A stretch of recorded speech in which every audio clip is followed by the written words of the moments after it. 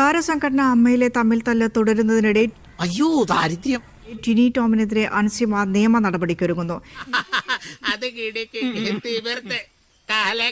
അൻസിബ വിഷയം മാധ്യമങ്ങൾക്ക് മുന്നിലല്ല സംഘടനയ്ക്ക് മുന്നിലാണ് പറയേണ്ടതെന്ന് നടി പ്രിയങ്ക പ്രതികരിച്ചു. ടിനിക്കെതിരെ തെളിവുണ്ടെങ്കിൽ കൊണ്ടുവരട്ടെ എന്നും നടി പ്രിയങ്ക. ലക്ഷ്മിപ്രിയയുടെ പരാതി അമ്മ ചർച്ച ചെയ്യണമെന്ന അൻസിബയുടെ ആവശ്യത്തെ ഊളക്കേസ് എന്ന് വിളിച്ച് ടിനി ടോം പരിഹസിക്കുന്ന വാട്സ്ആപ്പ് ചാറ്റും പുറത്തുവന്നു. ലക്ഷ്മിപ്രിയയുടെ പരാതിയിൽ അൻസിബയെ വിളിപ്പിച്ച പോലീസ് ഉദ്യോഗസ്ഥർക്കെതിരെയും നടി പരാതി നൽകും.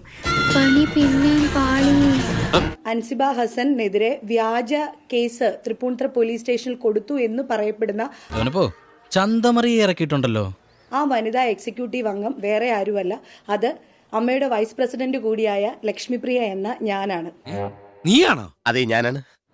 ആഞ്ജനേയ ഭഗവാനാണ്, പഴനി ആണ്ടവനാണ്. ഞാൻ ഏറ്റുപറയുന്നു, ഞാൻ സത്യം മാത്രമേ പറയൂ. അത് കൊടുക്കാനുണ്ടായ സാഹചര്യം എന്ന് പറയുന്നത് ഡിസംബർ 10 എന്റെ ഫോണിലേക്ക് ശ്രീമതി അൻസിബ ഹസൻ ഒരു മെസ്സേജ് അയച്ചിരുന്നു. ബാക്കി പറയട്ടോ? പറ. സംഭവം മാത്രം ചുരുക്കി പറഞ്ഞാ മതി.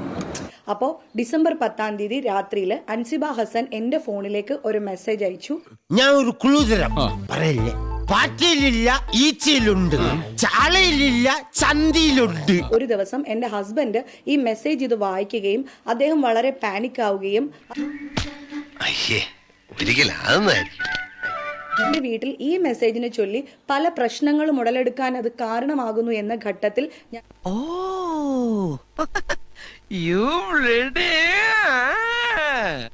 ഞാൻ പല ആവർത്തി അൻസിബയുടെ അടുത്ത് പറഞ്ഞു, അൻസിബ ഇതെന്താണ് ഈ മെസ്സേജ് അയക്കാനുള്ള ഒരു റീസൺ എന്ന് എന്റെ അടുത്ത് പറയണം എന്ന് ഞാൻ പല ആവർത്തി ആവശ്യപ്പെട്ടു. സത്യം തുറന്നു പറഞ്ഞ് മുന്നോട്ട് വന്നാൽ മരണത്തിൽ നിന്ന് രക്ഷപ്പെടാം. അൻസിബ എന്റെ വീട്ടിലേക്ക് വരണം, മോള് ജയശേട്ടനെ കണ്ട് ഇത് സംസാരിക്കണം, എനിക്ക് പല പ്രശ്നങ്ങളും ഉണ്ടാകുന്നു എന്ന് പറയുന്നു. അതിനൊന്നും ആ കുട്ടി തയ്യാറായില്ല. അതെ, അവൻ അവിടെ തന്നെ നിൽക്കുകയാണ്, എന്നെ നശിപ്പിക്കാൻ, എന്നെ കുളം തോട്ടാൻ.